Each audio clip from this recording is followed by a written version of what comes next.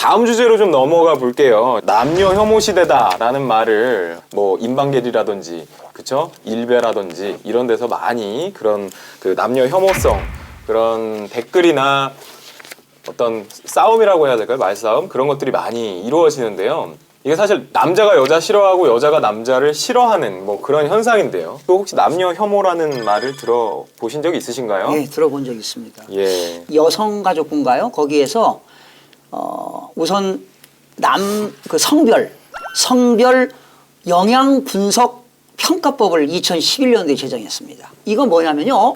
모든 입법기관에서 법을 만들 때 그 법을 만들 때는 그 남녀, 그 평등, 성별을 구별하지 말고 그것을 영향력 있게 평가하는 그런 법인데 참 법 이름도 어려워요. 네. 아 그렇군요.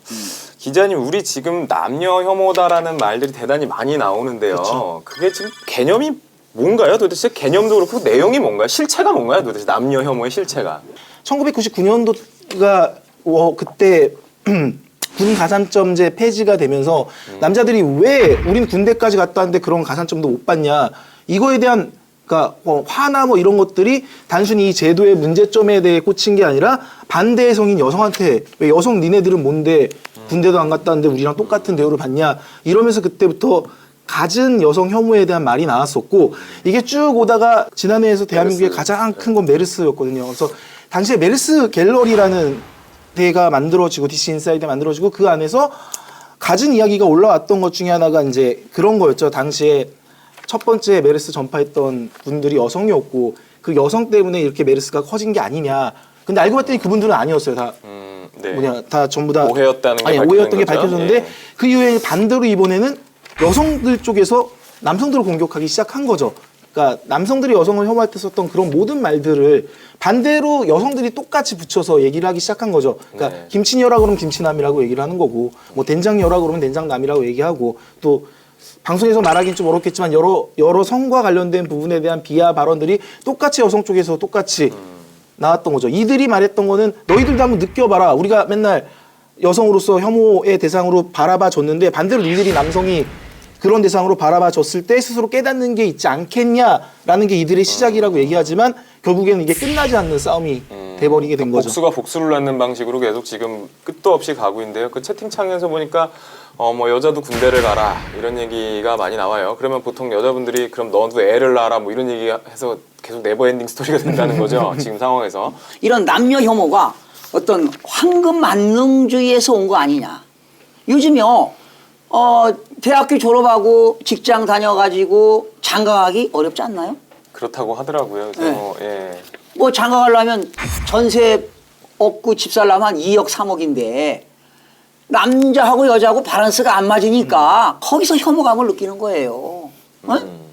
남자는 2억을 전세집을 2억인데 여자친구는 3천이면 간다 이거야. 3천 5천. 그러면 여자친구한테 야 전세방 구하는데 너도 좀 부담해라.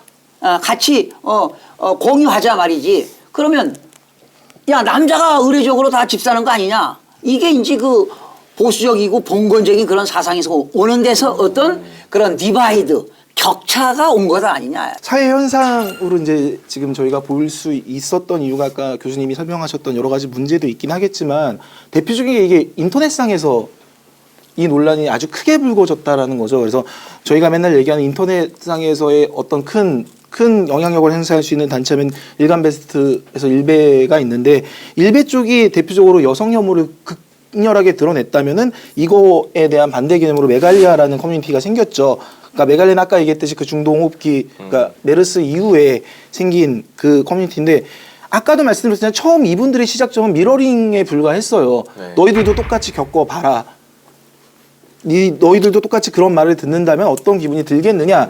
여기서 시작이 됐는데 이게 점점 서로 감정이 격해지니까 계속 그쪽으로만 초점이 계속 가는 거예요. 그러니까 성적인 부분과 관련된. 그러니까 그냥 일반화시킨 것도 모자라서 너무 성적으로 폄하를 시키는 말로 서로 싸우게 되는 거죠. 처음에 시작점은 메갈리아 쪽, 그러니까 남성을 혐오하는 모습을 보여주는 거는 여성을 혐오하는 사람들을 혐오하기 때문에 그분들의 대상자는 자기네들을 혐오하는 그 대상자한테만 그거를 똑같이 알려주셨는데 이게 극단적인 성대 일부로 나중에는 가버렸다는 게 그게 네. 가장 큰 문제라고 볼 수 있겠죠. 여성가족부의 여성정책과에서 지난 2014년도에 양성 평등 기본법을 만들었어요. 바로 이건 뭐냐? 양성 평등 사회를 만들겠다는 거지요.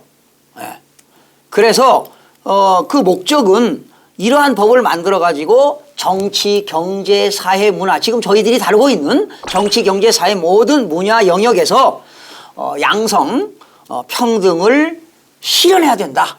그런 운동을 하고 있는 것 같습니다. 네. 그래서 이제는 양성 평등 사회를 만드는 것이 바람직한 사회가 되지 않을까. 그래야 국가도 발전하고 또한 선진국으로 진입하지 않을까 그런 생각을 해보네요. 네. 양성 평등이라는 것이 여성의 지위를 여건의 신장을 어떤 그 상승시키는 거기에만 초점이 맞춰져 있는 게 아니고 향후에는 어떻게 보면 남성의 불평등, 그러니까 여성의 지위를 법률이나 이런 걸 통해서 상승시키고자 하는 그게 목적이 달성됐을 때는 상대적으로 남자가 또 내려갈 수가 있거든요. 그럼 그걸 또 평등에 맞추는 그런 개념이에요.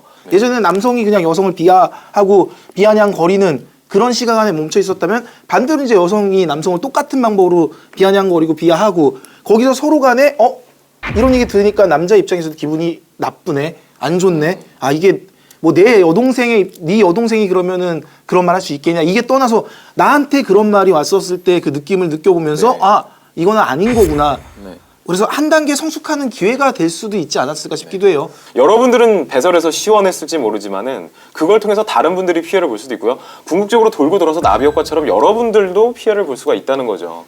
그러니까 너무 단편적으로 남자 여자만 놓고 볼 게 아니라 내가 하는 행동 자체가 추후에 어떠한 그런 눈덩이가 돼서 돌아올지 이런 것들도 한번 생각해 보시는 게 오히려 현실적이지 않을까. 뭐 내 여동생이라고 생각해서 얘기하지 마라 이러는 것보다는 그런 생각도 좀 해볼 필요가 있을 것 같아요. 그래서 결론은 소통인 것 같아요. 예. 소통할 그렇죠. 수 있는 소통을 장이 해야 필요했다는 되고요. 거. 네.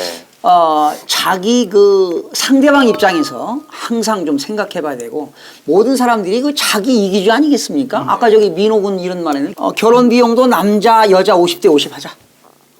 이것도 평등사회 가는 거 아니겠습니까? 네. 그런데 앞으로 우리나라도 과도기인 것 같아요. 이제 선진국으로 진입하는 과정에서 몸소리치는 그러한 시대적인 아픔인 것 같아요. 네, 요새 뭐 5대5로 하시는 분도 있고 여자 집에서 다 하는 경우도 있고요. 여자 집이 훨씬 더 풍족하고 그러면 사회 풍토가 많이 바뀌었죠. 예, 많이 바뀌어서 그 이제 과도기적으로 넘어가는 중이니까요. 그 넘어가는 중에 너무 그 과민하게 반응하실 거는 아닌 것 같다는 생각이 듭니다.